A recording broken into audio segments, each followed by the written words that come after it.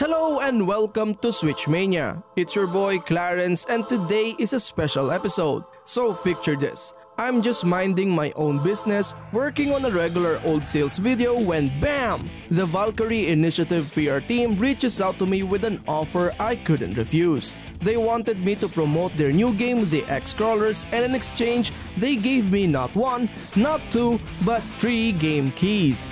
Now, I know what you're thinking. Oh, Clarence, they just gave you a game key and you're easily bought. Well, you know what? Yeah, you're right. But that's beside the point, because this game had me intrigued from the moment I heard its title. As a fan of roguelike games, I was excited to give this one a try and see what it's all about. And let me tell you, the folks over at Valkyrie Initiative were a blessing from the heavens, because not only did they provide me with these game keys, but they also let me review the game without any biases. So let's get into the nitty-gritty.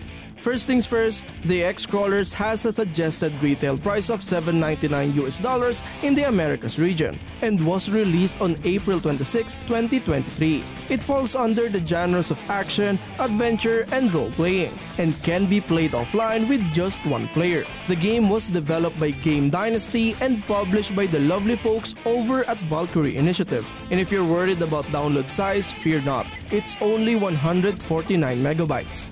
Now, with so many roguelike games out there, the question on everyone's mind is the Excrawlers worth your hard-earned cash? Did we find a hidden gem in the ocean of roguelike games? Well, let's dive in and find out.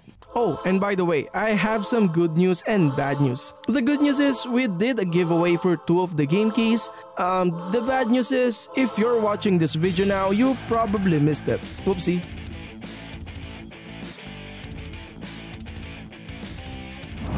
Are you ready to slash your way through dungeons filled with monsters and madness? Well, that's what the Excrawlers promises. But does it deliver? Let's take a closer look. You start off as the Huntress, who enters a mysterious dungeon to escape whatever is chasing her. Soon you'll meet the Warden, a crucial character in the game's story, but I won't spoil it for you. You'll have to defeat this bonehead for yourself. As you progress, you'll meet other characters trapped in the never-ending dungeon and you'll receive side quests from them. Completing this quest will earn you nothing but their gratitude, not even a slice of pizza. And there are times when you'll have to make tough choices like whether to save or kill a character. But don't worry, your choices won't affect the game too much. Your ultimate goal is to defeat Maddock, the dungeon owner, and escape. But why is the game called the Excrawlers? Beats me, the game doesn't even answer that question. Unfortunately, the story isn't very immersive and, to be honest, forgettable. I found myself skipping through all the dialogue, even the multiple choice responses to NPCs. But hey, at least your choice have consequences, right?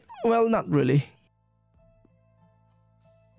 Now let's talk about the game's controls. The controls in the Excrawlers are pretty straightforward. You use the left stick to move, the right stick to aim and fire arrows, and the A button to dodge. The B button is for interacting with NPCs and objects, while the Y button is for firing arrows and the X button for melee attacks. You can use the right bumper to use your HP potion and the minus button to access your character options. And of course, the plus button is there to pause the game. I have to say, the controls in this game are really tight and precise. They're exactly what you need for a fast-paced game like this. However, I do have one minor complaint: the dodging mechanic. Unfortunately, dodging in this game doesn't give you any invisibility frames. Instead, you just kind of relocate or stumble out of the way, which means you can still take damage while dodging. I mean, seriously?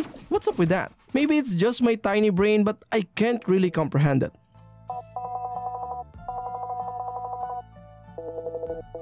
Have you ever played or heard of Elder Souls? It's a roguelike game that's often compared to Bloodborne from PlayStation.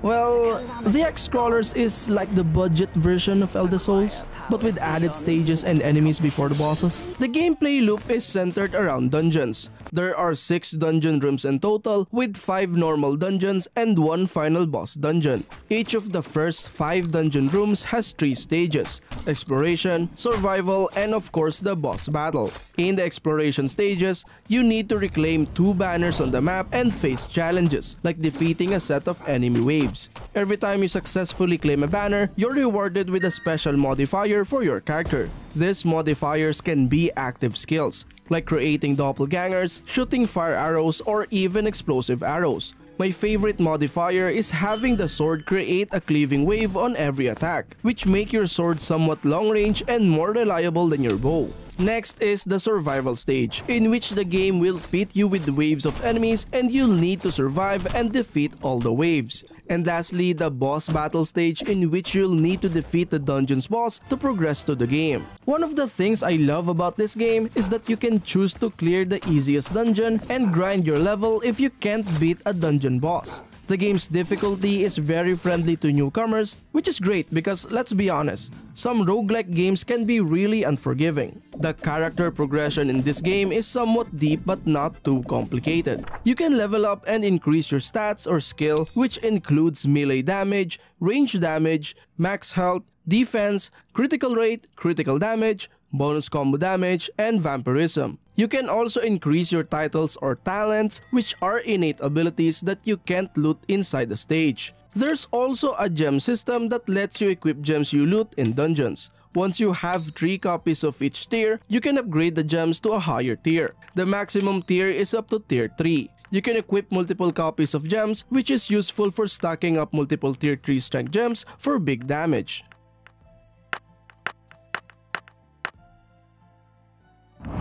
I will dare to say that this game is perfect for killing time or playing on long rides. I mean, who doesn't love a good game to keep them entertained on a road trip, right? So I played the Excrawlers for 3 hours straight on my first playthrough. And guess what?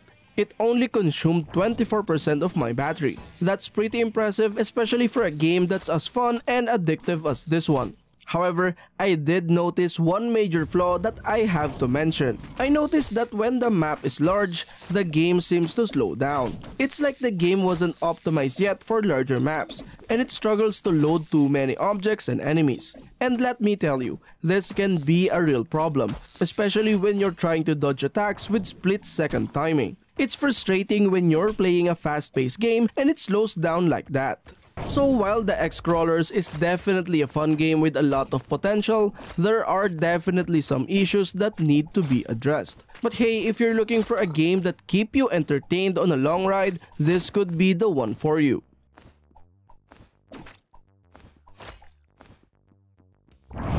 The Excrawlers has a pixel art style that's both modern and unique. I mean, it's not gonna blow your socks off or anything, but it gets the job done. One thing that really stands out are the different enemies you'll encounter throughout the game. They've got some seriously cool sprites that match the theme of each dungeon, from medieval robots in steel caves or freaky alien-like humanoids in parallel dimensions. These developers have really gone all out in creating a world that's unlike anything else out there. And speaking of attention to detail, the dungeon themes and sound effects are on point. You really feel like you're part of the game thanks to the immersive sound design. The only downside is that the soundtrack is a bit lacking. It's just too soft and sometimes you can't even hear it over the game itself. I was really hoping for a mystical soundtrack to match the fast-paced action, but alas, it was not meant to be. But hey, it's not all bad news. The lack of great soundtrack means that the developers had more time to focus on creating varied enemy types and objects. And let's be real, who doesn't love defeating some cool-looking baddies? I'd say the Excrawlers is a solid game with some awesome pixel art graphics and unique enemies. Just make sure you crank up those sound effects and get ready to swing that sword.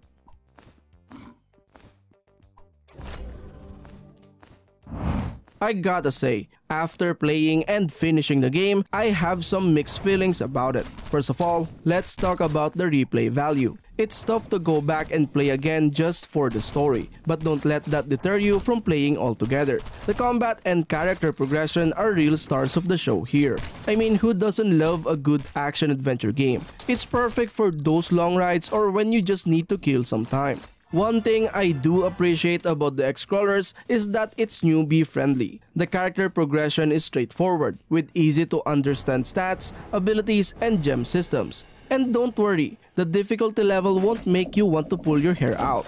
But there are a few downsides. The map isn't procedurally generated, which limits the variety. And let's be real, the storyline is forgettable. But the controls are tight and it's easy to get the hang of the gameplay. So, is the Excrawlers worth your hard-earned cash? Well, it depends on what you're looking for. If you want a game that will give you a burst of fun in a short amount of time, this is a good option. But if you're looking for something groundbreaking and new in the roguelike genre, this may not be the game for you. All in all, I had a blast playing the Excrawlers, flaws and all. If you're in the market for a solid action-adventure game, I definitely recommend giving it a shot.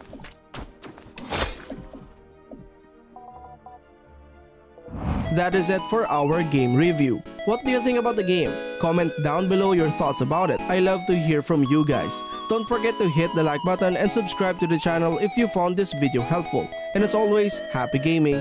Peace.